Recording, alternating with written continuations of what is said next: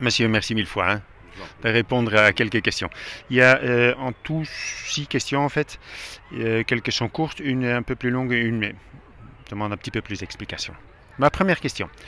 En général, les médias, je parle de radio, télévision et les journaux, hein, je ne parle pas de Facebook, etc. Hein.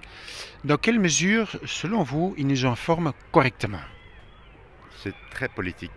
Pour moi, personnellement, je trouve ça c'est très très politique et ils disent pas tout à fait toute la vérité sur tout et on essaie d'éviter, surtout à mes enfants, de regarder le journal parler.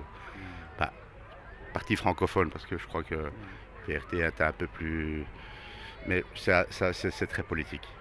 Ça a toujours été, ce sera toujours. Ok. Pas trop de confiance, qu'on soit bien informé. Ok. Ma deuxième question. À propos de formation de groupe hein, ou de société, qu'est-ce qui est selon vous le plus dangereux pour un groupe ou une société? Tous ensemble suivre une direction, éventuellement suivre une autorité, ou bien essayer de chacun pour soi quand même réfléchir, se poser des questions. Ah oui, tout à fait, parce que si on suit le groupe, on vit dans un pays totalitariste. Donc, comme à l'époque dans les pays de l'Est, le pays communiste, non, mais il faut suivre le règlement, il faut suivre les lois, parce que nous, on vote pour les lois. Mais même si on n'est pas toujours d'accord, mais on doit suivre le groupe, et évidemment, il y a quelques pépites qui doivent sortir, on peut avoir ses avis personnels pour pouvoir évoluer dans la vie, parce qu'on ne va pas rester comme des moutons derrière un berger. Donc il faut avancer, il faut réfléchir, il faut voir, il faut peut-être aussi contredire pour mettre la concurrence à la politique actuelle. Enfin, moi je parle de politique là maintenant, mais mettre un peu de concurrence parce que c'est trop rester sur ses lauriers. Donc rester tranquille et on suit, et on suit, on suit. Non, on n'est pas des moutons, surtout maintenant dans la conjoncture actuelle. Tout vient, c'est de l'Ukraine, c'est de l'Ukraine, les prix augmentent, tout devient très difficile. Que ce soit même les moyens, allez, on va dire, la population moyenne devient pauvre. La population riche, soit une partie devient plus riche, mais l'autre devient pauvre. Donc, et on met tout ça sur le dos de l'Ukraine. Non, c'était sur le dos du Covid. Parce que l'État belge a perdu, tous les États ont perdu beaucoup, beaucoup, beaucoup d'argent. Parce qu'il n'y a pas eu de travail, il y a eu des assistances, oui, on a dû aider. Mais il faut. Non, là, je suis. Un sens critique vous semble très important. Bah, Je comprends bien. bah, pour évoluer, il faut toujours un sens critique. Pour Ok, évoluer. ok, ok. Ça suffit, ça suffit. Ok, ok. Merci beaucoup. Je vous en prie. Euh, la troisième question. Euh, toute addiction a un petit peu ou plus, quelquefois beaucoup de désavantages. Hein. Il existe aussi des gens qui sont addicts de sexualité. Est-ce que vous savez ça? Sexe, réalité, Au niveau de sexualité. De, sexualité. de- Oui, oui. de- Ah oui, tout à fait. Mais écoutez, toutes les addictions, ben, moi je pars du principe que tout est bon sans excès. Tout est bon sans excès. Là, addiction à la sexualité, de plus en plus, on le voit dans les médias, enfin, médias, publicités, euh, on utilise la sexualité pour vendre. On met une belle femme ou une belle fille pour attirer la clientèle, pour assouplir un peu. Et ça, ça, je trouve un peu excessif. Pas un peu, mais beaucoup. L'évolution. Oui, oui, l'évolution va dans un mauvais sens. Personnellement, moi en tant que parent, ça va dans un mauvais sens. Très mauvais sens. Ok. Euh, ma quatrième question, il y a ABC. Vous pouvez répondre comme vous voulez, de toute façon. Alors, qu'est-ce qui vous semble le plus important à propos de l'éducation sexuelle des enfants? A. Dire comme dans le temps, les enfants ils sont nés dans les choux. B. euh, avec une comment dire, avec une information scientifique intégrée et avec l'importance de la relation, donner une information dosée, c'est-à-dire à la mesure de l'enfant. Réponse C, il faut mieux, dès le très jeune âge, donner un maximum d'informations sur toute forme de sexualité et aussi la pornographie. Est-ce que ma question est claire? A, comme dans le temps. Oui. B, avec une construction scientifique qui supporte l'information, mais dosée et avec l'importance de la relation. C, maximum. Très jeune. Non, non, très jeune, je crois vraiment absolument pas. Et dans le temps, pas du tout.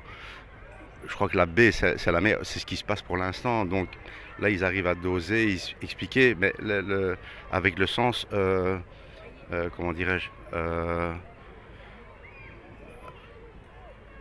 j'ai oublié le mot, avec beaucoup de pédagogie.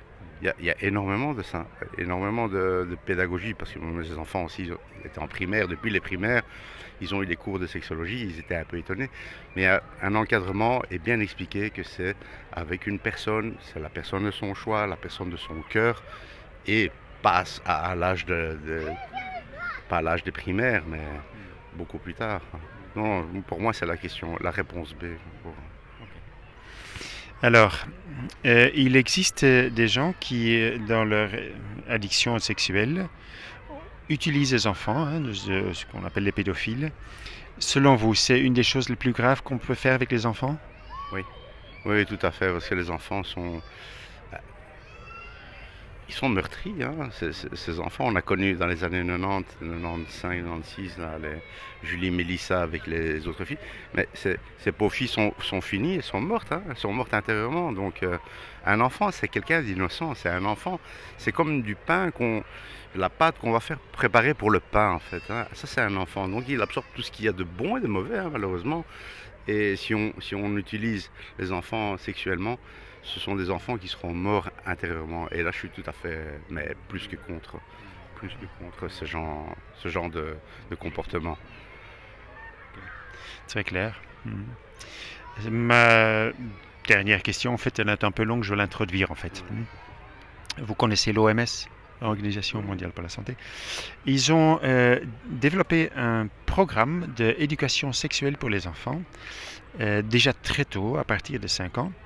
Et ils vont imposer, et petit à petit ça se fait déjà, aux enseignants d'apprendre les enfants à propos de faire des baisers, comment toutes sortes d'attouchements, comment on dit en français, sexuels, inclusion la masturbation et la pornographie. Ils doivent aussi choisir est-ce que je veux être un garçon ou une fille. Alors, l'OMS ne se base pas sur des psychologues ou des psychiatres spécialisés dans l'enfance, mais sur un certain Alfred Kinsey, qui est en fait un spécialiste des insectes, mais il a été connu à l'époque pour ses comportements sexuels, beaucoup de contacts avec des pédophiles, etc. Il était dans le monde du sexe, en fait. Hein. Voilà. Mais je crois qu'il doit retourner à l'instinct primitif, cette personne-là. Donc, on n'est pas des insectes, on est des êtres humains. Autrement dit, les psychologues et les psychiatres spécialisés dans l'enfance s'inquiètent fortement quand ils ont pris quand ils ont pris le temps de regarder, hein, parce qu'il y en a qui se disent c'est pas possible, hein, et ne regardent pas. Alors, est-ce que vous trouvez que le gouvernement ou les gouvernements devraient prendre ça au sérieux? Oui, tout à fait. Plus qu'au sérieux. Ce sont nos enfants. On a dans l'obligation de protéger nos enfants, notre famille, nos enfants. À 5 ans, on va expliquer à un enfant de 5 ans. Comme je vous disais, un enfant de 5 ans, c'est un enfant innocent. Il sait à peine écrire, il commence à compter, il commence à faire des maths, on va lui parler de sexe. Mais c'est une blague. Est-ce une blague? L'OMS, est-ce une blague? C'est pas possible. Alors, vous avez très bien compris. Si vous voulez, on a démarré une enquête en ligne et je peux vous la donner. Et si vous trouvez ça la peine, propagez-la un maximum. Merci beaucoup pour le temps que vous avez pris. Ça a été, pas de souci. Au revoir.